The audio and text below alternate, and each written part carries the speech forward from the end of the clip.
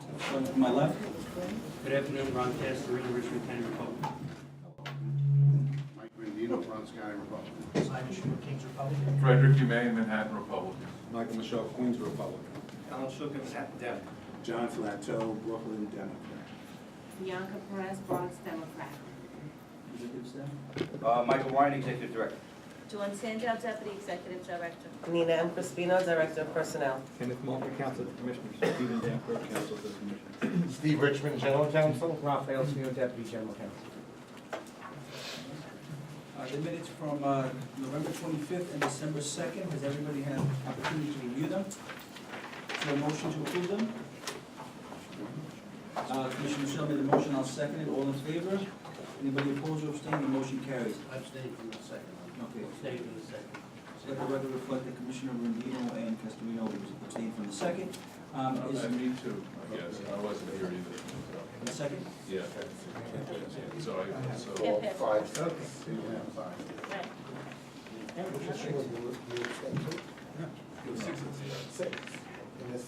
Commissioner Costello is not here.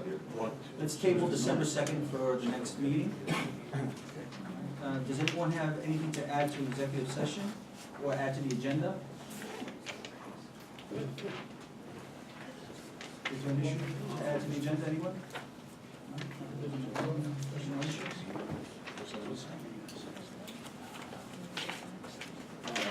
just for executive session, Alan has something for. No, that's what I'm asking. Yeah. Because executive session is not on the agenda, that's Oh, why. I know yes. there's a mad issue. Alan, you have something. Yes. All right, so Executive. executive session for Manhattan personnel. Personnel. Okay. Anyone else? Would a strategic plan, agency strategic plan or planning, that's something we need to discuss internally? I sent around an email just today, earlier today, to all the commissioners. We were talking about meetings, schedules, what our workload is going to look like next The year. 25th. And I know the exec director and the deputy are working on a, I guess, sort of an agency plan, yes? Mr. Ryan, going Constant. forward? I didn't have a chance to see the email, so. It's kinda what we do. Determination. It I'm goes not, to the. I'm not sure if it goes into executive session.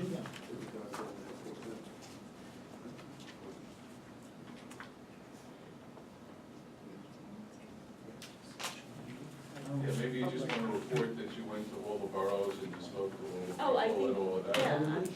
That maybe was Well, that part was of what he was, preliminary that I that asked was for the part last of what he meeting. was. And I was told it's being worked on.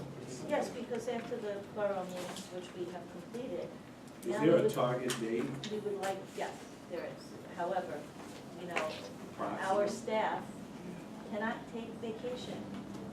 And now, since the election is over, people have been taking their vacations. We're trying to meet with, after we finish with the boroughs, we want to meet with the managers and the units one-on-one, so that we can say what we, the information we brought back from each borough, what needs to be addressed, what we may want to change moving forward.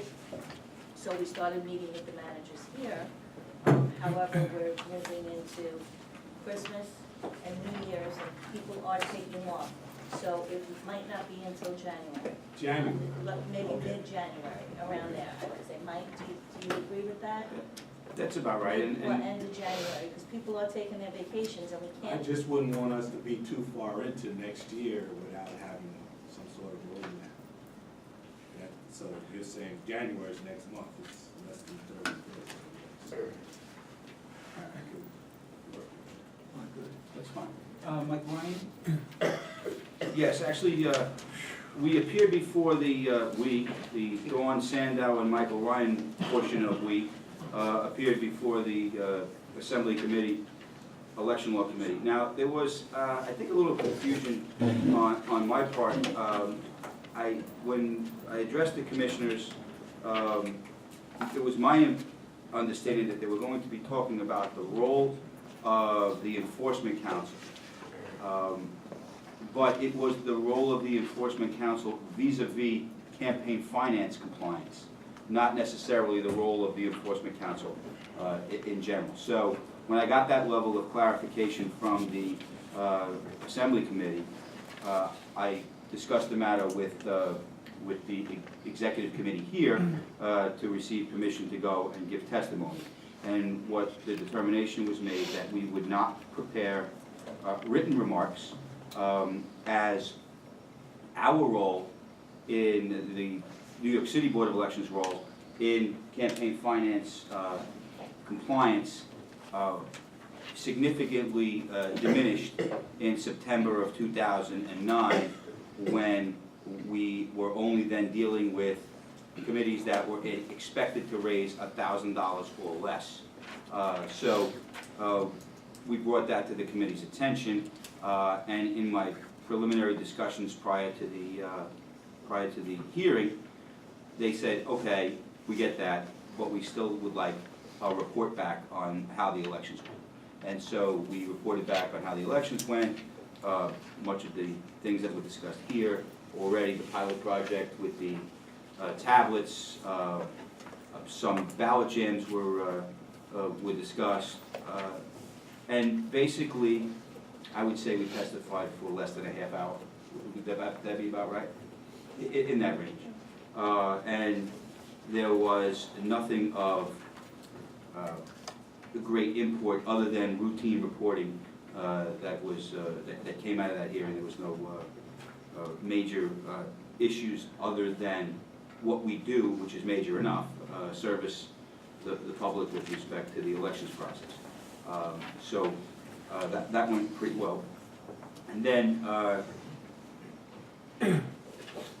we get to item 2B, which is, Could, sure. just, I think, a matter of information, I saw, I read a Times Union article that staff sent around that the state board just approved this unit yesterday at their meeting. No.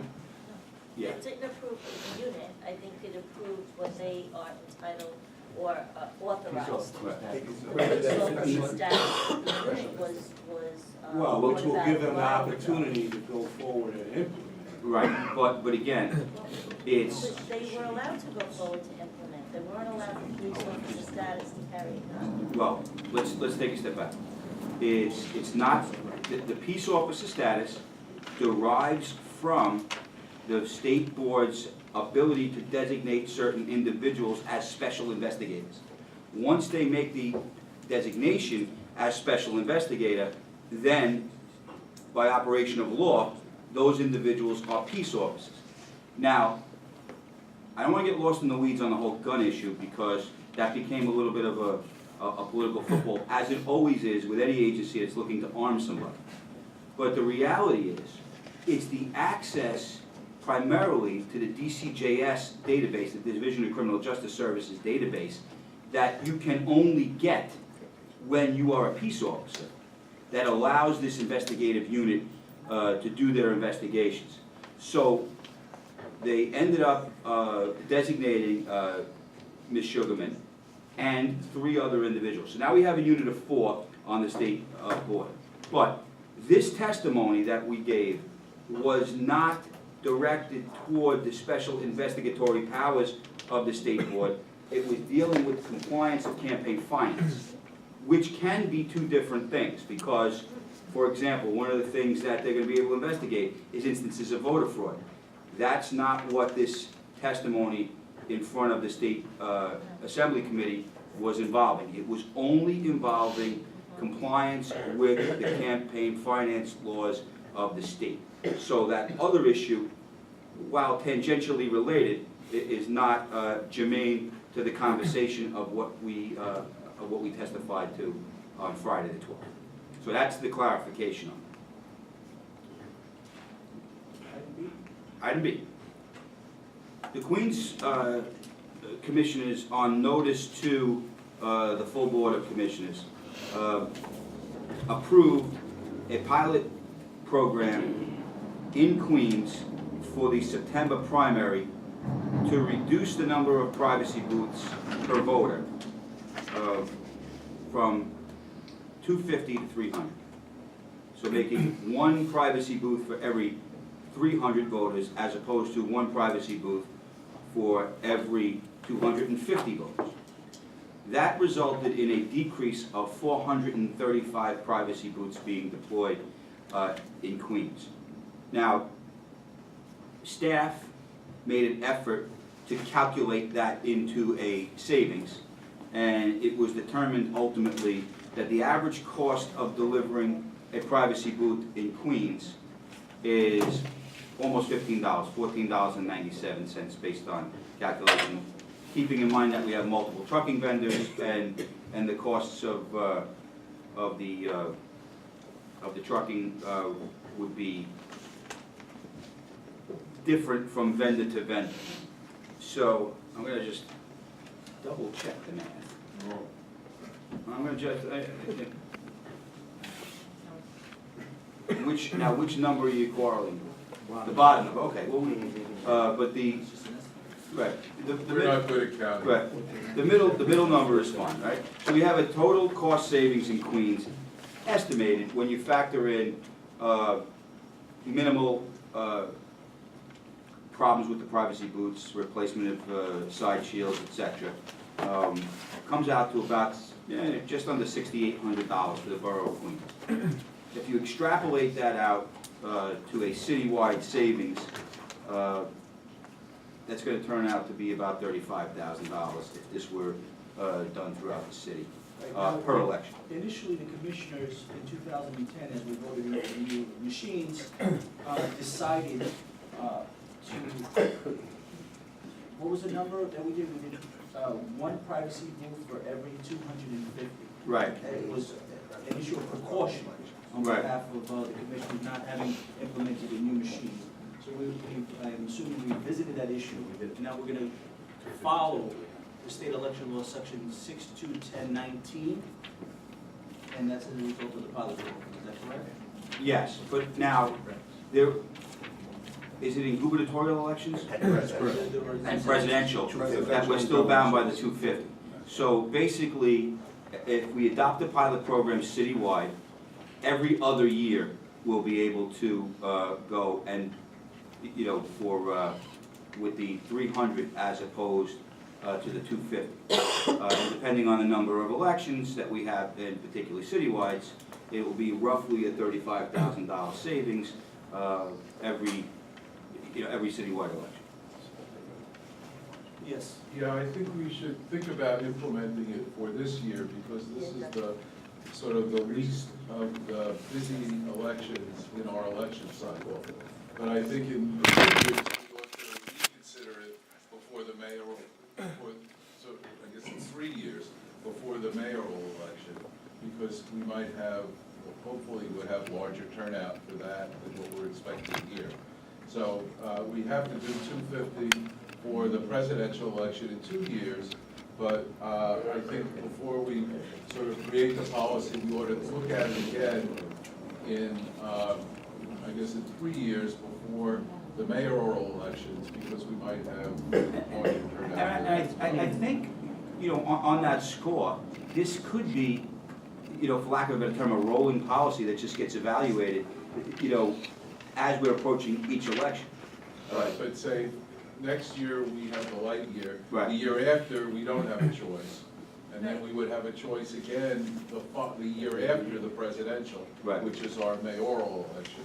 So I'm just saying that we should just consider, let's just do it for this year, and then look at it again for the mayoral election year, see how it works next year.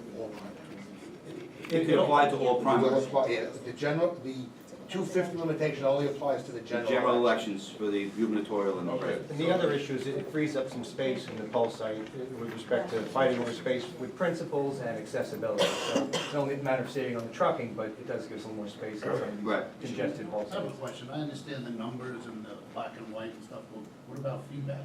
Did it work? Were there any problems at any site reported? Did we speak to coordinators? Can we get a little feedback on that? Well, it's funny, that question is kind of like asking to prove a negative. If there was negative feedback, we certainly would have shared the negative feedback with the commissions. The absence of feedback, at least in my experience as a commissioner and my 15, almost 16 months as the executive director, if we make a mistake, we get feedback. There are many times though, Not just that, Commissioner Michelle and I, Coordinate, that's what I'm saying. yeah, Commissioner Exactly. Michelle and I both visited numerous sites, and we did specifically address the privacy issue, the privacy booth numbers, and people actually noticed the lack of additional the coordinators noticed the lowered numbers, and they were appreciative to it. I've gotten a lot of- They complained that it was, sometimes we have just too many. And They stack them all up in the corner, they And want to use them actually, and they complain. some of the sites said, can you take more out? Because it depends, no, because they were arguing with the principal and all, because the kids had to walk through them, it was, so it was positive. It was It all was positive. I would There say. was There was no negatives. Center, no complaints, No. And there was nobody waiting. Right. And I also think that the pilot was relatively modest and relatively low risk.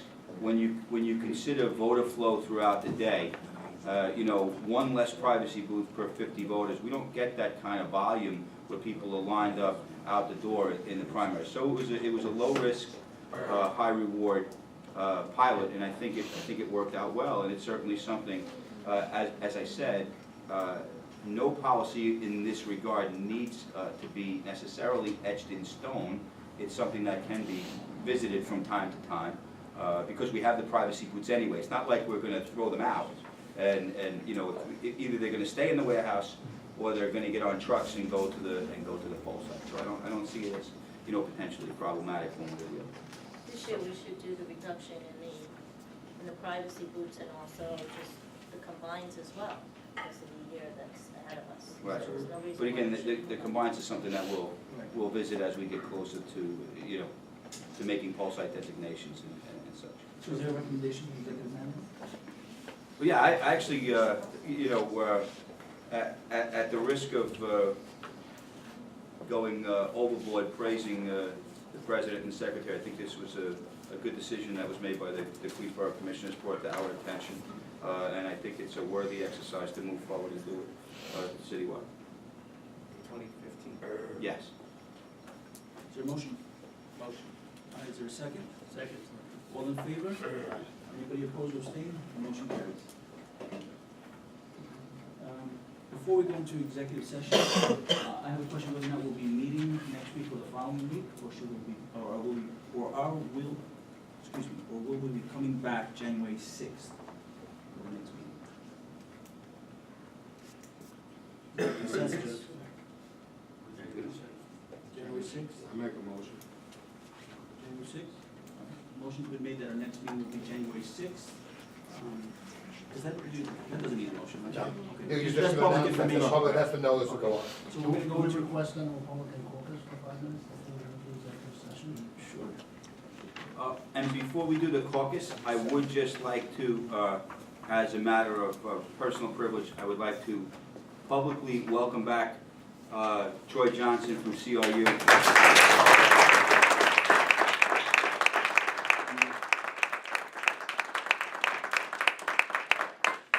Troy's been through some rough times, and he's a trooper and a battler.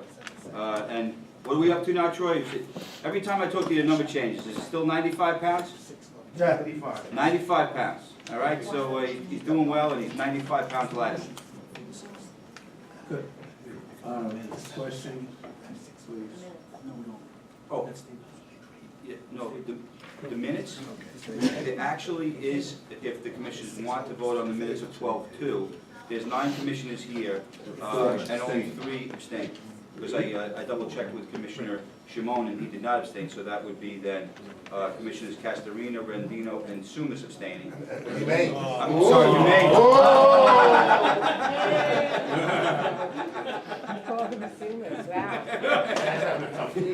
Yeah, I tell you that, I am not capable of that level of intentional cruelty. And you had that softball that you threw out, we only testified for a half hour. We know that that must be a physical. So are the minutes approved or not? Make a motion.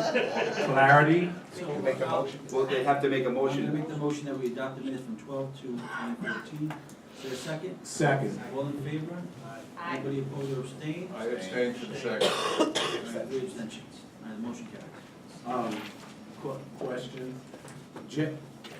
As a new commissioner, is there a sort of an annual meeting in January? Don't we have to conduct some formal business, and do we possibly need some time prior to that to get? Oh, yeah, the Things in officers are order? selected. The officers are selected at the first meeting in January. Is there a nominating process? Is there a nominating committee? How does this work? You guys will We have a caucus, caucus. discuss That would be a it. Democratic You guys will caucus, we caucus and discuss it. The vice president usually moves up to the president and then. No, secretary. I mean, the secretary, sorry, That's not. yeah, and then. So there wouldn't be a need for caucus meetings prior to our next formal January It's 6th a meeting? caucus meeting before the meeting. Okay, no. Same day? Yeah, But you gotta, you could do it one way, either way. Sounds like a quick caucus in the same day. Well, it's not, You know me. it's I'm not a usually a matter of great controversy typically. One never knows, do one? I said typically. Oh. That's a historical reference, Yes. not a hysterical reference. What was that play? That was a commercial for a play. Right. Little sidebar, yeah, sorry. As a new commissioner, I'm not familiar with, you know, the process leading up to what I would assume would be a January annual meeting where we reset the commission, new officers, new committee. Wouldn't we need a little time to, like, as commissioners, you know, discuss, do that work, and how and when does that take place? Is that all informally? We've always done informally, and we do the caucus right before the general meeting. If you want, you can send an email, maybe the Democrats can speak on the phone, or meet, and then we could just discuss any issues that we have as Democrats. You can set a date. I just want to know that, before January 6th.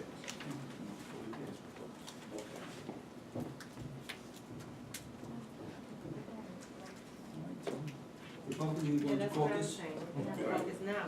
Would you know,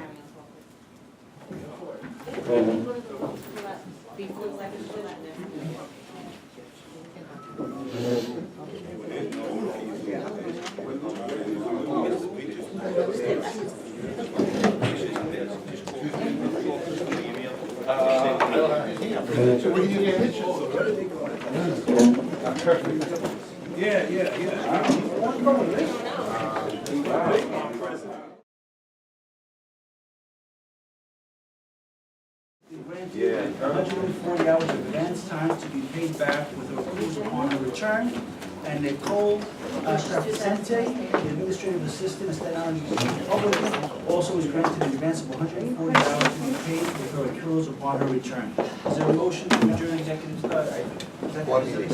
Board? Second, all in favor, anybody opposed, abstaining, motion carries. Happy holidays.